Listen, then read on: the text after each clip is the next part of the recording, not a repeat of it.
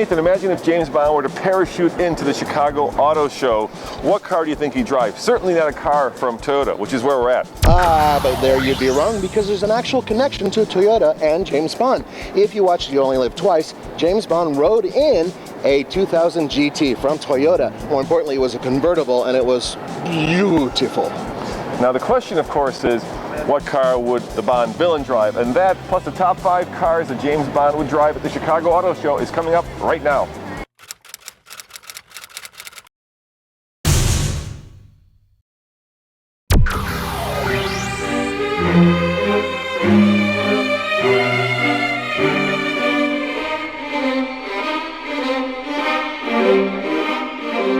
Now, if I were a villain and I was chasing Bond right here from Toyota, there's no doubt I would get my butt into that.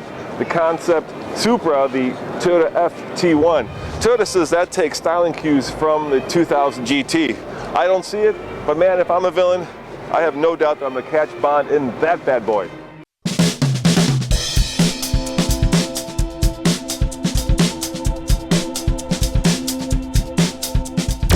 Now, stay with me on this.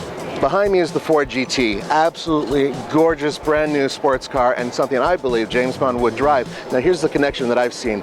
If you go all the way back to Dr. No, he drove a Sunbeam. Now it was not the Tiger, which had the 289, but it was still a Sunbeam. So it had some Ford components that could have been put in. As such, Ford, there's the connection. But there's another connection.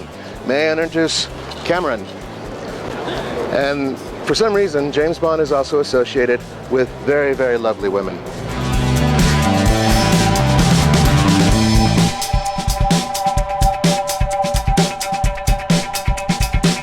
Now, if I were a James Bond villain, I'd be pretty pissed off that, first of all, James Bond got away in the GT, and 2, that he got Cameron. So I would jump into this. That's right, the Mustang, but this is the GT 350, and this has enough power to catch Bond even in the GT. This is the car I would drive if I were a villain here at the Ford display.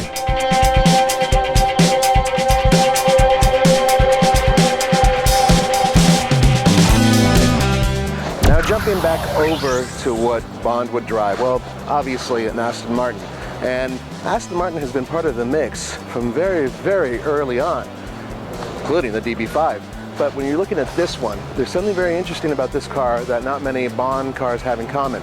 He rarely drives a convertible.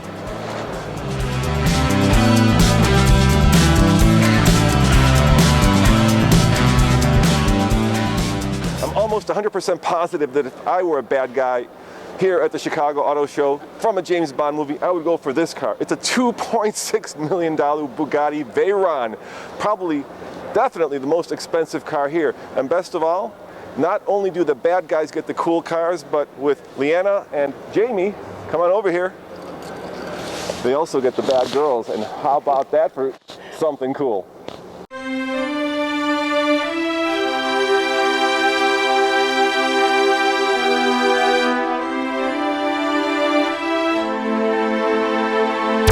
Once again, I want you to bear with me because there's a connection here, but I wanted to stress something very important. In many, many James Bond movies, the real bad guy is actually a bad girl.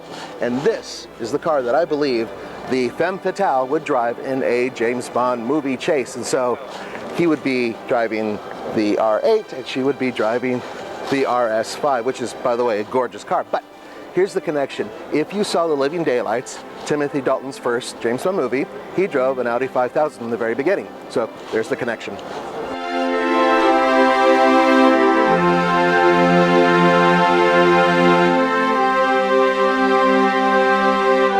If you're a guy at some point in your life, you've probably fancied yourself James Bond.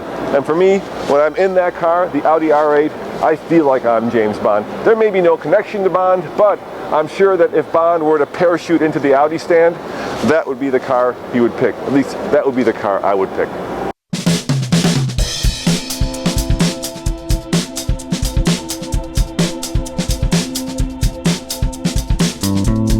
All right, Nathan.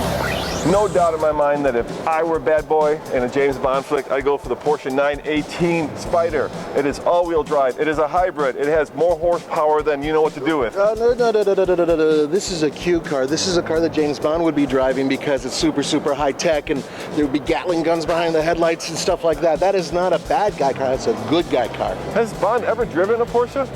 I don't think so. This is the chance for you to go to our comments and write them down and let us know if there's a connection to Porsche, because I cannot remember Bond ever touching a Porsche or a bad guy driving a Porsche. Is there a bad guy Porsches? We'll leave it at that. As always, this is Roman. And Nathan. Saying thanks for watching, and check out tflcar.com for more news, views, And real world reviews. and a video every day. We are crazy.